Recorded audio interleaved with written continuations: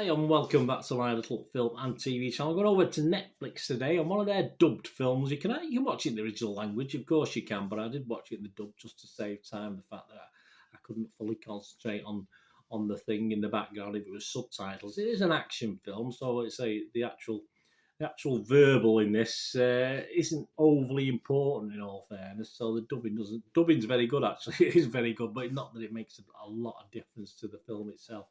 So we're going to have a look at something called Athena. Yes, nothing to do with the comic book or anything like that. It's totally not. So we'll have a look at Athena today. Please, if you are new to the channel, push that subscribe button, push the bell notification. These vlogs are coming out. I'll try and inform and entertain where I can on these film reviews. I do TV drama reviews as well, and information blogs of various sort on film and TV.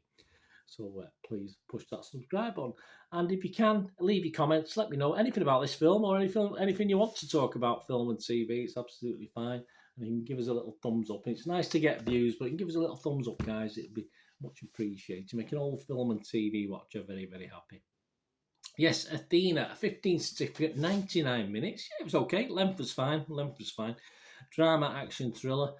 French action tragedy film. Yeah, directed by Romain Gavras. Cast features Dali Ben Salah, Sami Slimane, Anthony Bajon, Ouassini Mbarek, and Alex Manenti, amongst many others, of course. Certainly no faces that are familiar to me, obviously, for French.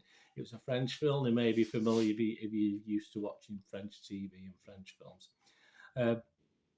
Rotten Tomatoes audience, yeah, all these scores and comments. It was at the 26th of September 2022. Rotten Tomatoes audience liked it, 3.6 out of 5, 65% positivity. That works out at 7.2 out of 10. I'm not far behind. We've got Internet Movie Database with a healthy 6.9 out of 10 based on 2,168 reviews. And if you break that down, take out a few 10 out of 10s, a few 1 out of 10s, you're left 1,508 people who scored it between 6 and 9, and 312 people who scored it between 2 and 5. So a healthy positivity ratio there of about 80%. 80%. What's it about? Well, it's set in a French banlieue. Is that like a little mini like a not village? I'm just thinking of UK, but obviously an area of France. Yeah, a little area within a town, within a city. And the plot concerns about the chaos erupting in a neighbourhood known as Athena in the wake of the brutal killing of Ideh, focusing on the plight of the deceased brothers Karim, Mokhtar and Abdel. Rotten Tomatoes, they liked it, 82% from the critics, 38 critics positive, an average rating of 7.9 out of 10, 31 fresh and just 7 rotten, so that's good. The consensus, although it may arguably fail to do justice to its deeper themes, I don't disagree with that, Athena makes for an electrifying, hard-hitting viewing in the moment. It certainly does. It certainly felt as though I was there sometimes, which is a good thing, of course, although scary.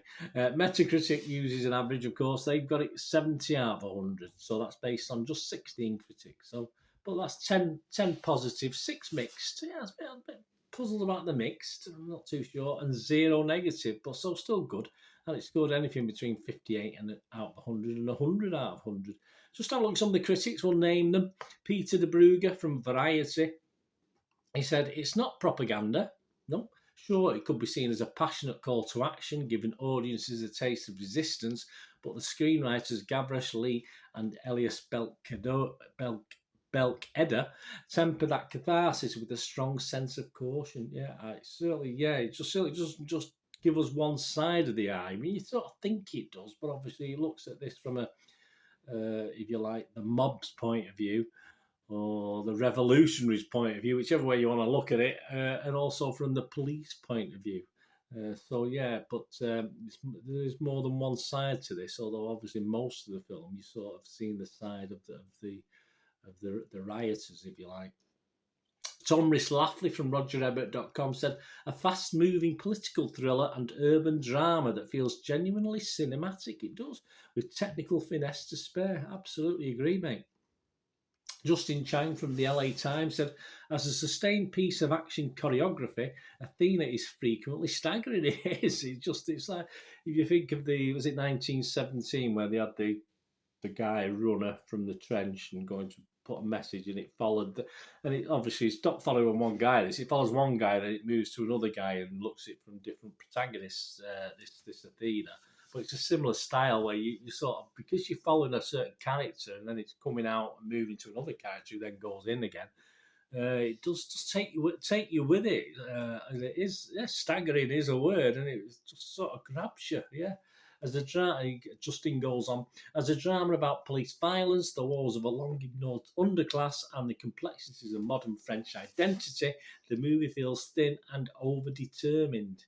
Yeah, I know. I mean, there's nothing deep in this. It's very much the surface, what's going on.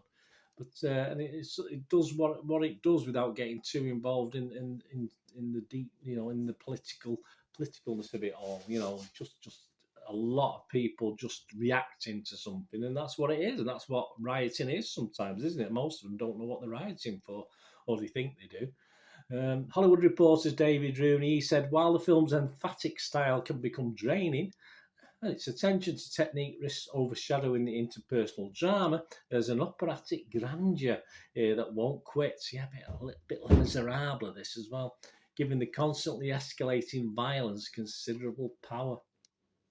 Yeah, that's a good thing to say. Mainly positive reviews. I'm going to score this. This is my highest score certainly for a few days of watching films. I'm going to give this 7.5 out of 10. I wouldn't have said that after about 10 minutes. I wouldn't have thought I was going to give it that sort of score at all.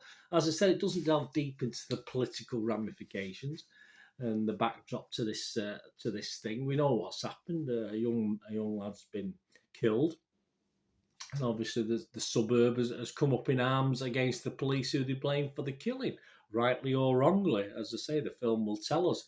But it is a pulsating experience of both sides, from the rioters' point of view and from, these ordinary men and boys, as and some of them know more than boys, who are actually on the police going into this situation, and the rioters, who many are only boys themselves, from their side. So, yeah, I mean, and within that, there is a little story of family as well.